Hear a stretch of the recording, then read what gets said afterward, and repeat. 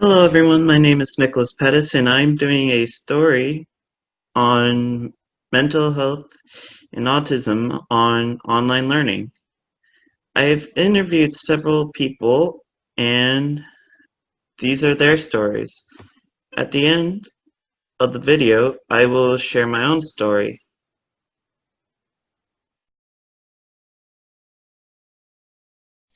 Hello, my name is Nicholas Pettis, and I'm here with. Tyler Christopher. Could you tell us your major? I am majoring in business administration, associates of science of transfer. Sweet. If Yeah. you, if you don't mind sharing, could you tell us what your difficulties are? Like, do you have any mental health issues, autism, stuff like that? So I've been battling generalized anxiety disorder since I was about 17 or 18. It was diagnosed when I was, I believe, about 19 years old. Um, but this could have been something that I've been battling well into, you know, into my childhood. Um, so that's the gist of my disorder, and also I have bouts of depression every now and again. But it's the generalized anxiety disorder that generally affects my day-to-day life, all in an educational setting, in a professional setting, and pretty much every other facet of life, if you will. Completely understandable. As Yeah. a student with these mental health issues you shared, how does online learning make you feel? Um, well, it on the onset, it provides relief because you're not sharing a physical setting with other um, students. So you do have the opportunity, or I'll say you feel a lot better, more secure, knowing that it's just you. For me personally, I'm an introvert, which isn't obviously a disability, but um, because of this disability that I have, it does make it a little more difficult for me to be social with other people. Um, and it's not to say that I can't, but I feel like sometimes I have to force it. When I'm in an online setting, it's just typically me and the professor, and the students. We're all on an online setting.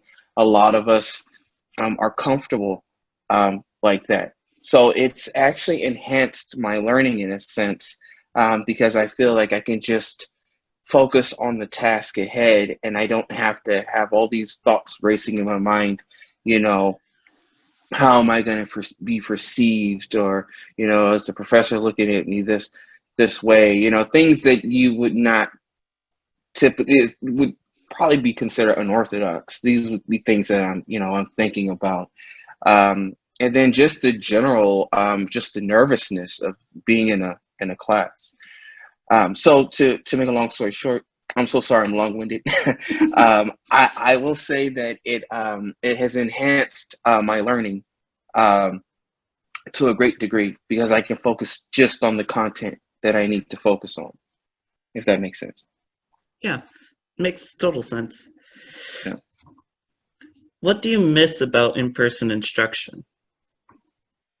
Well, tying back to my last question, the good thing about online instruction and what I miss is sometimes the interpersonal connection. Like like for example, before we went on fully online, I had my philosophy class, and that class was terrifying the first couple of days, and it was terrifying the next few days after that. But I was able to talk to my professor, establish kind of a rapport with him.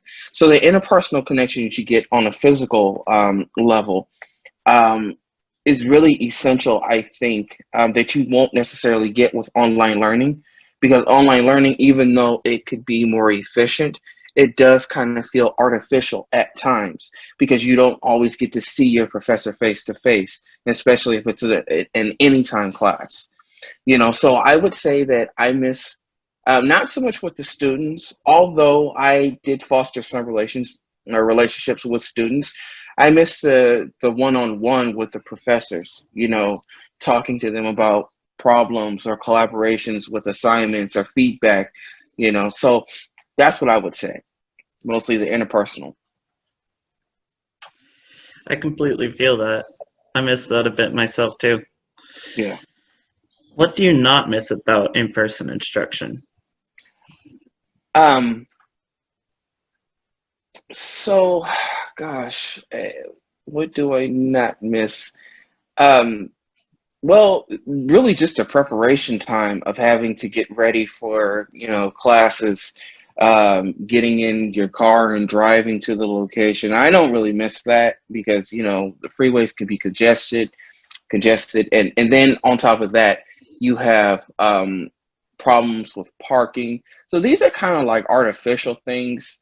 Um, but I think the deepest thing that I don't miss is when the professors require us to engage in, physical discussion about a certain topic, or if he calls out on us and asks us for a certain perspective or a viewpoint, those things could be very terrifying, especially for somebody with an anxiety disorder, because now you have to give your stance or your position on something in front of all of the class, and you really better be prepared, because if not, that makes it about probably 5 times worse.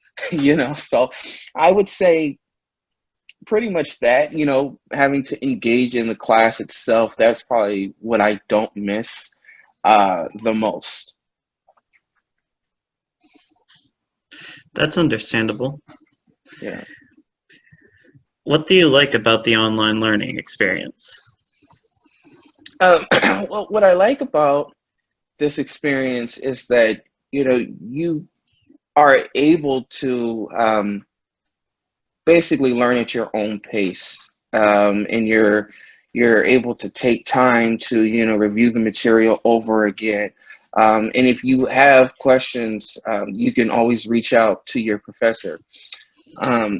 So but you can do it basically on your own time, um, and you don't have to feel like there's somebody that's like always, necessarily watching over you, or no one's going to call on you. Of course, you're going to have to contribute feedback, but it's not going to be to the level of what it was like when you were doing a face-to-face class. So these include discussion board postings and so on and so forth, or activities that you may have to participate in, little projects here and there. So I would say that's what I like most about the online aspect of learning. It's more efficient for somebody with a disorder like mine. Hmm. What do you dislike about online learning? So what I dislike the most is the artificial. Going back to what I was telling you earlier in our interview, is the artificial aspect of online learning, because the interpersonal component is missing from online learning. You kind of feel like I'll give you an example. I wrote an email to my professor, explaining to him a problem that I had with the quizzes. This would have been different if I could have spoken to him like on a face-to-face basis. But the response that I got was quick, really to the point, but it kind of felt like artificial in a sense. Sorry about the background. My dogs are outside playing. So, yeah. So anyway, to make a long story short, that email that I got back kind of felt kind of like artificial, kind of like he didn't, had a lot going on, didn't want to deal with it, just kind of, wanted to kind of get me squared away and then kind of move on to the next thing. So that's what I don't really like about online learning. You know, you don't really have an opportunity, a lot of cases, to talk to a professor face to face. Sometimes you do get that opportunity, but in a lot of cases you don't, especially if it's a quick class, you know, 8 weeks. Hmm. How do your disorders affect your studying at home? Um, so I that's something that, you know, I just can't really get around, whether I'm in face to face or online. My disorder is always going to be there, and how it really affects me is, you know, it it inhibits my ability to zoom in on the task at hand, and this will cause me to put assignments off, you know, for sometimes, you know, 3 weeks at a time. And that's dangerous, obviously, because this is an online setting. So you have timelines that you have to meet. And in some cases, they're more strenuous because now the professor has all this content that they have to review, and they don't always feel like accepting late assignments.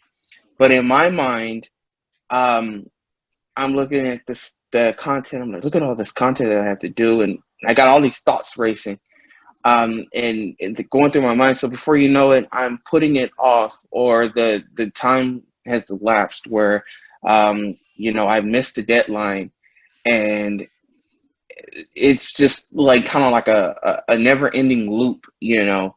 And that's the problem with, you know, an anxiety disorder. What it is it's just pent up, you know, anxiety, causes my mind to race, and it can really be difficult to get assignments completed um, on time, and especially when you don't have the structure of a physical school to go to and get help, and everything is kind of being done from a computer. It makes it very difficult, you know. Yeah, I know. That answers all my questions. Thank you so much. No problem, my friend. Did anything else?